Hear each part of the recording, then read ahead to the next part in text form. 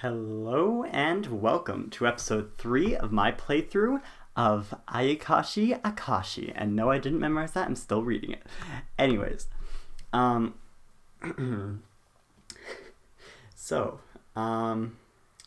I took a little break. I'm a little out of breath because I just did some a minor workout. Anyways, yeah, I'm really into this game. I'm just gonna say it. I don't know. I really like the concept of it with like the mafia and like trying to figure things out. And like I don't know why I'm just like puzzle solving elements are like my favorite part of like games and like trying to solve mysteries kind of thing. I really enjoy doing that. So yeah, I appreciate that from this game. Anyways, let's continue. I like being confused. So yeah, we just finished up to the prologue in the last episode, essentially. So, the beginning of what I would call Chapter 1. Ryoko's words made my throat tighten. At the same time, I felt like the other student's expression stiffened as well. You were dead? Do you mean hung? Yeah, that. What's the meaning of this? I mean, it means exactly what I said. Huh? No way. So that wasn't a dream? So we all had that dream. Don't tell me you saw it too. Huh? Everybody had the same dream? I woke up on the front of the flowers, so I thought I nodded off. Rokuro, weren't you saying this was probably just a dream too? I mean, obviously it wouldn't we wouldn't be having class otherwise, right? Besides, the students and teachers in the other classes didn't seem to know. But Joy-chan, you seemed like you might. You found my actions this morning curious too, didn't you? Look, meeting your teacher in the morning and him doing that all of a sudden is surprising stuff, right? Doing what? What did you do to Rokuro? Enough of that. Enough of that for now. Who had a dream about seeing Rokuro's hanged corpse? The students glanced at each other nervously and reluctantly raised their hands. Everyone? What's going on? Were all of us sleepy? I don't think that's the answer. This is an occult phenomenon, indeed. First, I want to hear from everyone one by one. All of you come out to the hall in seating order. Start with your seat number and name, and if you know anything unusual or curious that's happened lately, tell me. What's the intent of that? What's the intent in that? Wait, what's his accent again? What's the intent in that? I'll figure out his accent in a minute, okay? There's no question that there's a strange phenomenon going on, and I see some of you are feeling quite anxious. So my goal is to both grasp the situation and provide counseling, I suppose. Make sure to come in order, starting from the front left seat. Understood.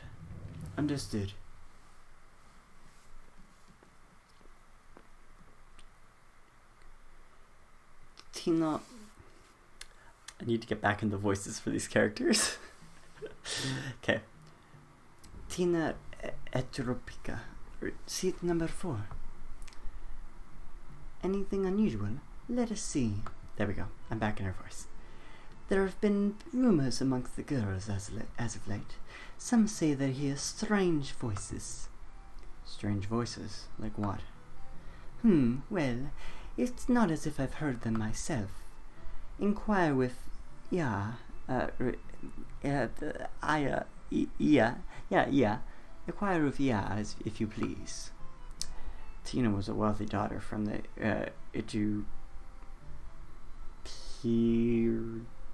Itapurka financial conglomerate. In short, a very large group that held considerable power in this area. As for the girl herself, I guess I should say hard to get a hold on.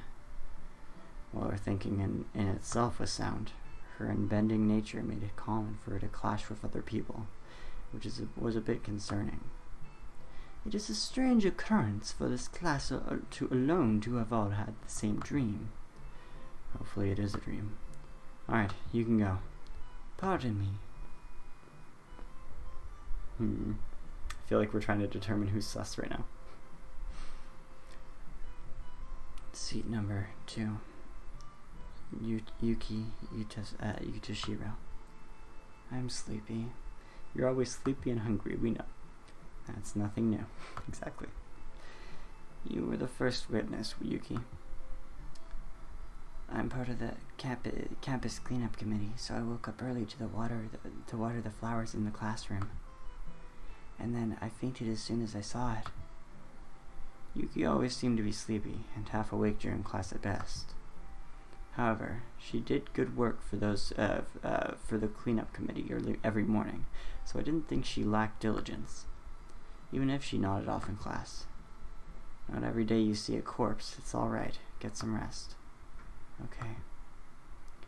I'm sure it was just a dream, yeah. Though I don't feel like I slept at all. We are technically in class, so don't sleep now. She was all set to honk out, huh?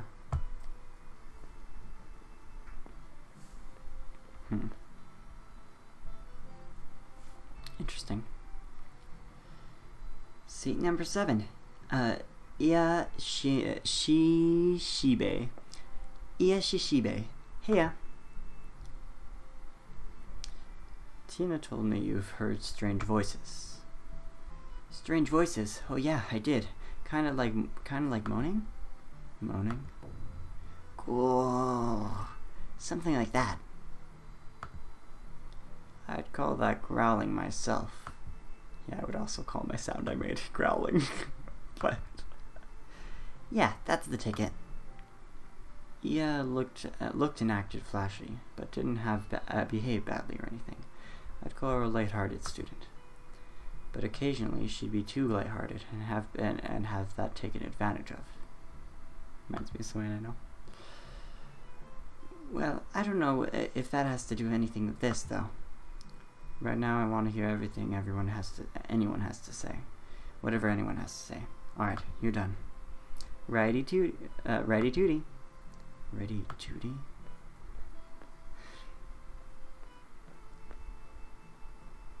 Next person watching. Kashima Akabano, seat number 1. No need to strain your voice so much. I'm the class president, so I feel like it's only expected of my title. There you go. I guess she's more aggressive. This is something unusual. I can't really say I know anything. Wouldn't even count Rokuro dying, honestly.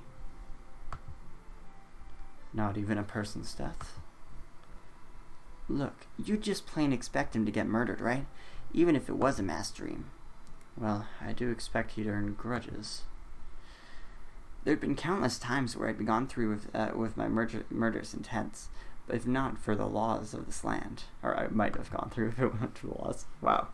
That's frightening. Like he doesn't earn it with the things he does. Yeah. I can relate with him. Oh boy. I'd prefer if he were a simple skirt flipper, honestly. You're fine with skirt flipping? Why not? It's just fabric. Kashima was overly serious, or maybe more accurately, she played by her own bizarre rules. Sometimes she'd make a dangerous-sounding proclamations too. There was indeed been times she nearly went fist flying. She had a tendency to let her feelings overcome her a bit too often. Despite how she spoke, her eyes were wavering quite a bit, likely due to her over-diligent personality. With everyone thinking it was a strange dream, she might have been the most disturbed by this incident. Well, okay, don't overdo it. You can go now. Excuse me.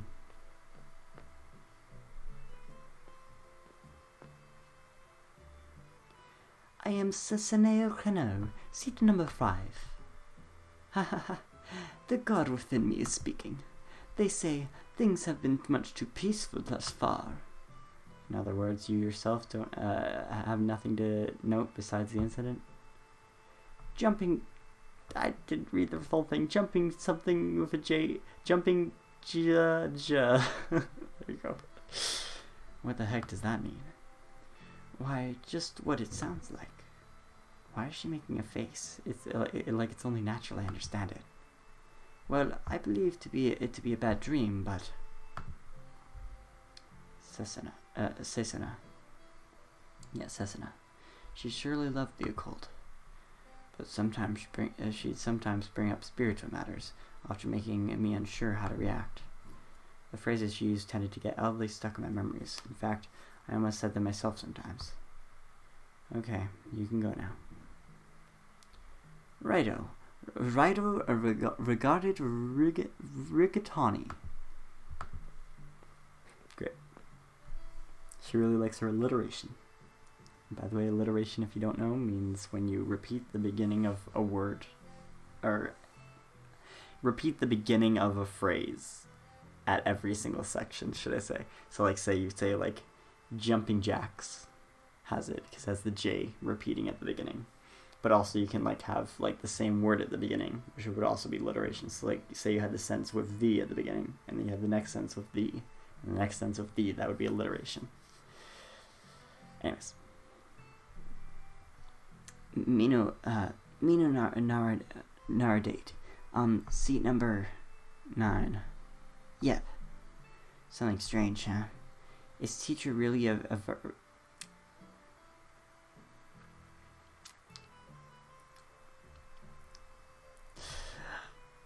Who told you that? Yeah. Her, huh? The answer is no. Oh, I see. So what's up? Oh no. I also know someone like this who doesn't know these things. That's where we're headed, huh? Oh well, nothing from you then. Is it something you eat? You're not exactly...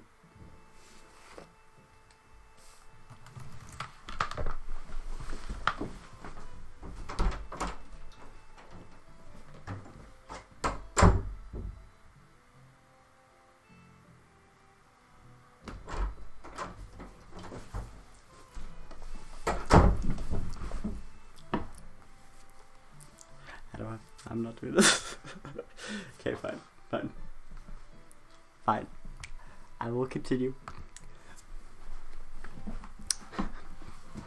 Why? Disappointing.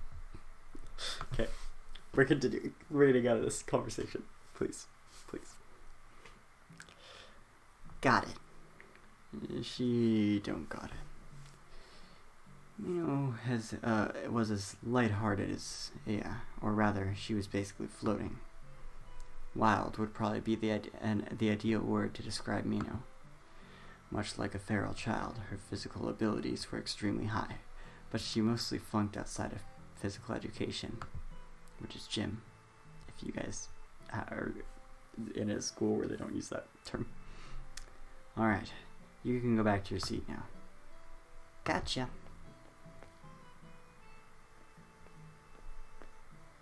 And gym means workouts, I guess, if you don't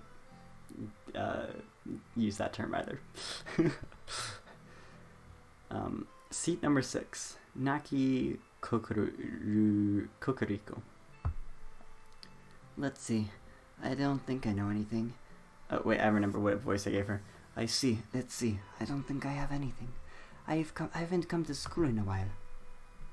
Right, so you can only occasionally come to school due to your performing work. Yeah. No helping that. Well, I mean, I think it was a dream. It's just all kinds of strange. Naki was active in the entertainment world from a young age, and seemed fairly popular, so he could only sometimes come to school. Even so, he was an excellent student who got above average test scores. His lack of attendance made it hard to show that on a report card, though. He apparently used a stage name, but I'd never seen Naki on TV. I kind of lost his voice for a second. Even though, according to him, he appeared pretty regularly. So right when you arrived, disaster struck. Don't put it like that, Mr. Yonara. I'm a student of class 2 through 1, too. Right, sorry. You can go back now. Don't push yourself too much, Mr. Yuenara.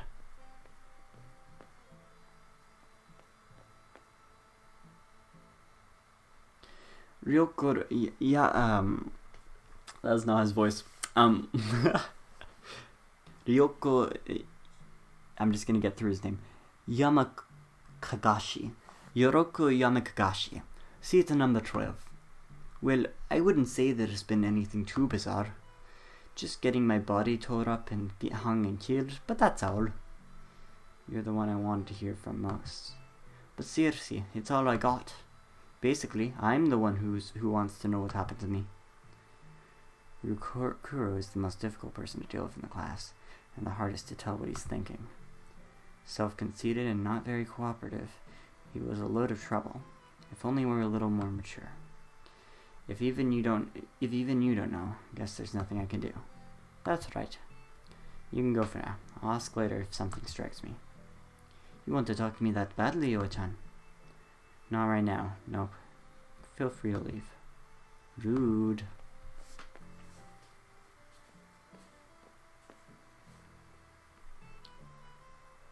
Seat number 8. Riku Takaso. Wait. Yeah, the previous guy was the guy I gave an accent, right? Yeah, I think so.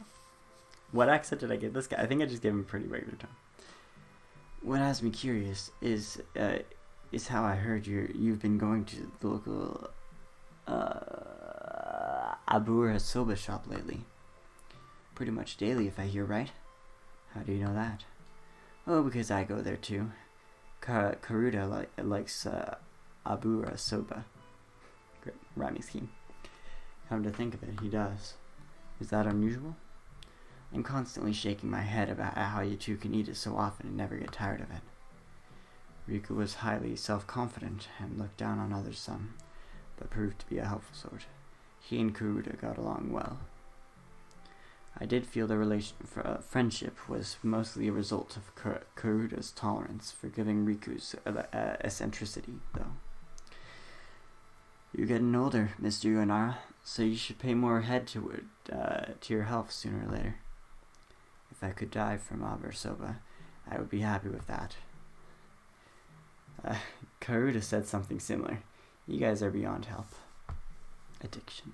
If that's all you wanted to ask, you can leave now. Got it. Excuse me. That really was it?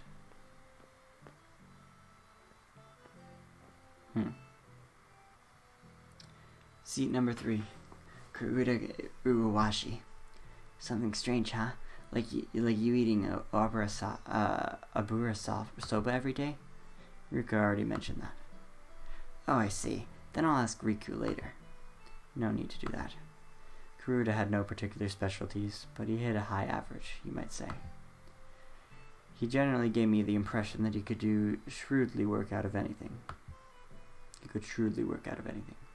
He had a big-hearted personality, too. No real faults to speak of. I don't know why it's so hard to pronounce faults in his accent, but it is.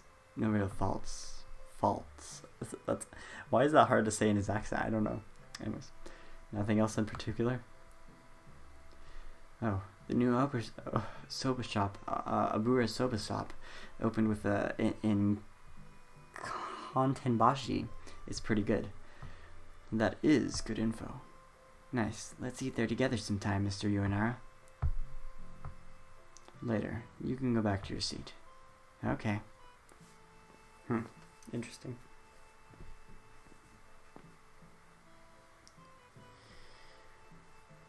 There's so many green-haired guys in this game. I feel like this guy needs a more unique person, voice, but... Hi, Tomanai. Seat number 11. Anything amiss? Well, I won a ticket to an Imi-chan concert recently. Is she an idol? Yeah. You like her too, Mr. Yuenara? I just know the name. Wow, what a shame. She'll brighten up your life. Anyway, that's why if time really got renowned, it makes me want to die. I liked pop idols, enough to sometimes skip school and go to concerts. I like how they're all talking about death. It's great. Lately, he's been cautious not to let his grades drop accordingly, but show some moderation. If you make your truancy too obvious, there will be extreme measures. Which is more important to you, Mr. Ionara, studying or living? I suggest you live and study. You can go now. Yep. Interesting. Seat number 10, Zero Manzanka. Nothing's really been amiss. I grew a little taller. You're still growing. How tall are you? 191 centimeters. Huh? That's outrageous. I wonder if this is a dream too. It isn't right now, I'm sure.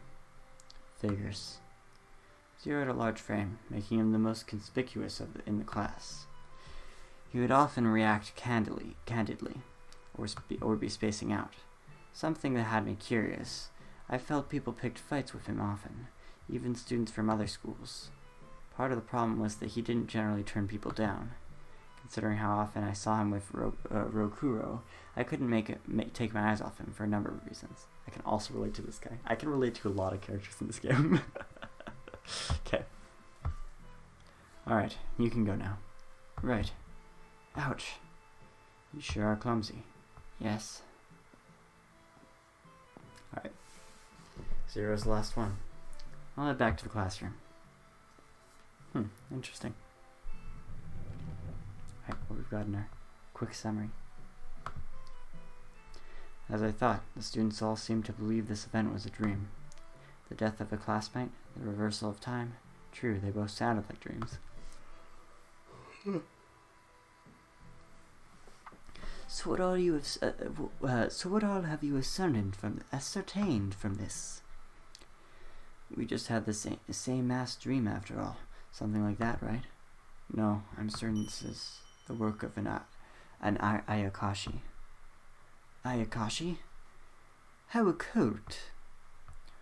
Hold on now. You can't just throw out a word casually expect us to understand. For now, just listen to me.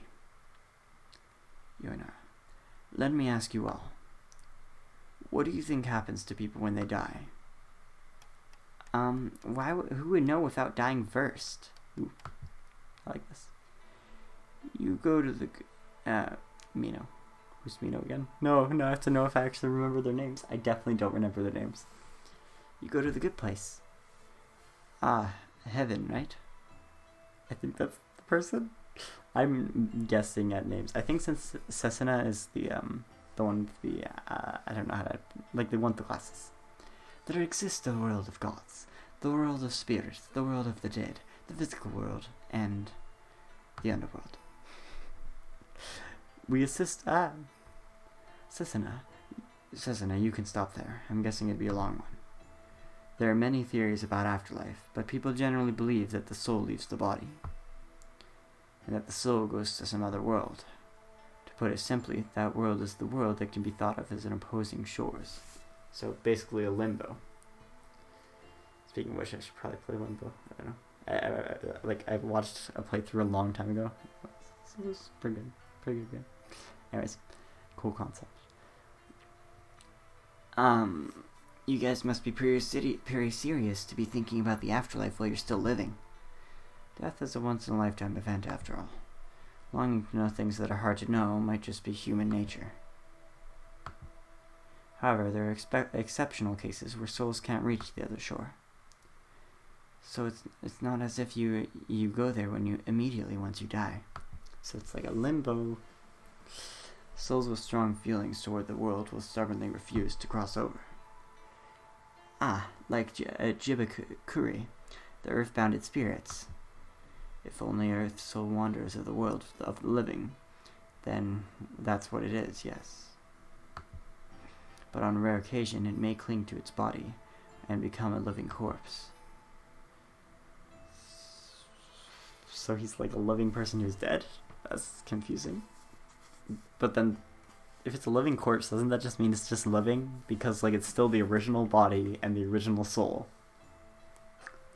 I'm just saying. Anyways. Or mind, I should say. Sounds like what you call a zombie. You're not necessarily wrong. Simply put, since their body is dead, it won't mature anymore. To break it down to even simpler terms, they're ghosts that anyone can see. Oh, so he's immortal now? Okay, how do I do this? But if the process is quick enough, couldn't it... But if... I always get you confused with the other guy. But if the process is quick enough, couldn't it be treated as a miraculous revival? Wouldn't it be possible for them to just return to living as normal then? To jump ahead a bit, yes, it would. And more troublesome yet, souls that dwell here too long to begin with grow mad and lose control of their self. Oh, weird. At the root of the desire to remain in this world lies an attachment to life. When a soul loses control, that attachment grows stronger, and it attacks the living. So it becomes even more out of control. Right. That's why people like us send them to the other side. We call it a cease to share the blessings of the living Ayakashi. And we are their senders, so we call ourselves... I have heard of the term, something about a lineage of diviners forming a succession. I haven't, but... You're not a teacher, teach? Well, I wasn't always set to be a successor, but then my elder sister died. I inherited the duty from her after quitting my old job now and becoming the teacher I am now. So what you're saying, this affair wasn't a dream, but an Ayakashi's doing? That's what I think, yes. Doesn't feel very realistic. It's too outrageous to keep up with. Sure, but if you looked around, unrealistic things are happening. It's more believable to me that it was just a nightmare we all had together. So, Yoi-chan, those who fault, whose are you saying it is? I don't know why I see him as the more green one. He doesn't have very green hair. I don't know why I get him confused with the other ones. That, I don't know yet. Judging from the fact of the effects that have only been on this class, all I can say now is that there's a possibility they're here in our class. There's an Ayakashi with me now? Ho, ho, ho. I'd love to speak with them. That's not her accent, but sorry. Won't they slice you up? If this were a manga, it'd be like you'd never notice someone had a special aura, or you'd use some sixth sense. But you can't tell, Mr. Yonara? As I said, I wasn't originally meant to be a successor. Maybe my sister could have done that, but I can't.